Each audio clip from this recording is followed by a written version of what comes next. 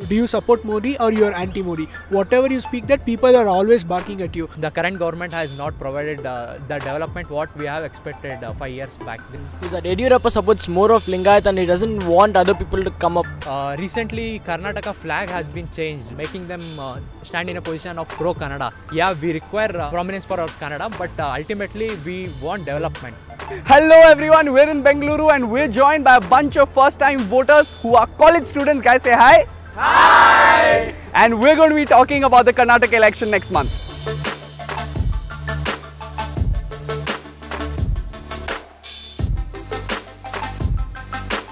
My vote doesn't make much difference in the list of votes which they get, because parties who are standing for the election, who get the tickets for the election, usually bribe over there, and I don't think my vote makes much difference. Not really. That I wouldn't agree to what he just said, that his vote wouldn't matter, because every individual's vote counts a lot and matters a lot for each and every party to be coming into power. It feels weird when someone says that they do not want to vote just because of a few fake votes being created. Okay, now that you're voting for the first time, what's that one issue that's going to make or break your vote? The issues which will affect my votes might be the corruption, people misusing their powers, even like local MLAs and their kids misusing their powers like to very great extent, and like there's not much of safety for the general public, even for like from the people whom we have elected itself. Both the parties are corrupt itself. There is we can't just say only one party is corrupt, but in recent times, if you just take a look, Congress, corruption of Congress is coming into more limelight. So I think it will be this corruption factor will be a little problem for Congress this time. I think last 5 years that is Congress government in Karnataka is one of the worst government I have witnessed, and there are many issues behind it, like the murder of D.K. Ravi, who was a IAS officer, and murder of Ganpati, who was a IPS officer, and also a murder of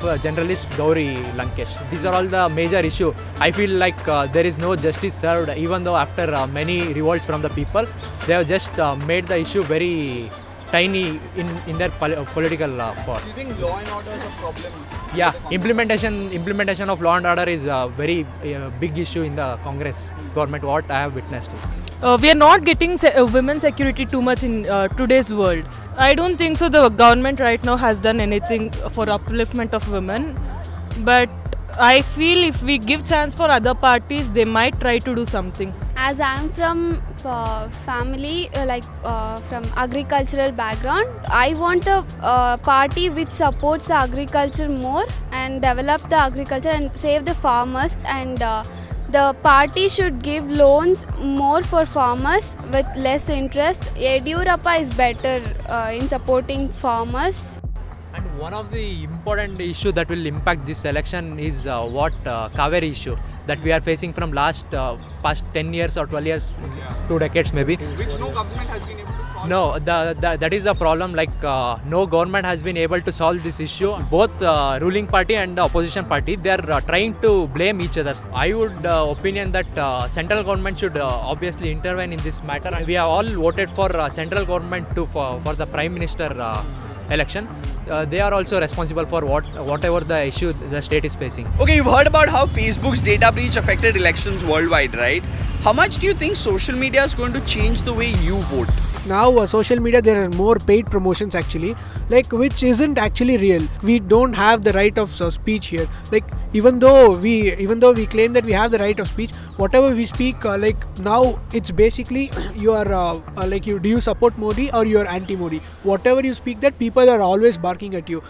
There's no freedom to express your opinion nowadays as well. So you get trolled if you are saying something. Of course, yes. Has that made you go quiet on social media? Not quiet exactly, but playing safe. Politically, we are not involved in such conversation. Why? Because they are all paid promotion. If we make a point, they'll just spam our message and let us down.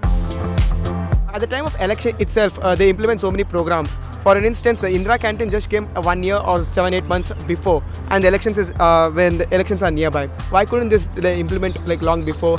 So they're solving only at the time of election time. When you come into governance, you can solve them.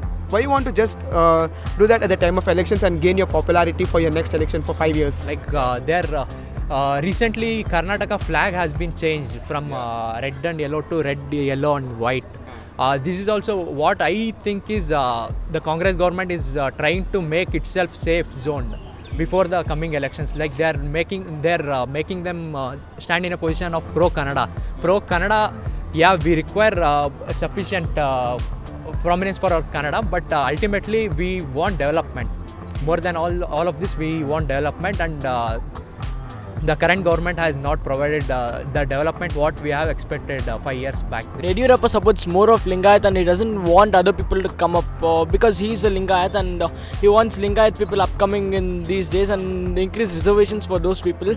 So he's more focused on that thing. And Okay, clearly enough difference of opinion there. But tell me one thing, if all of you together had to give one message to the voters of Karnataka, what would that be?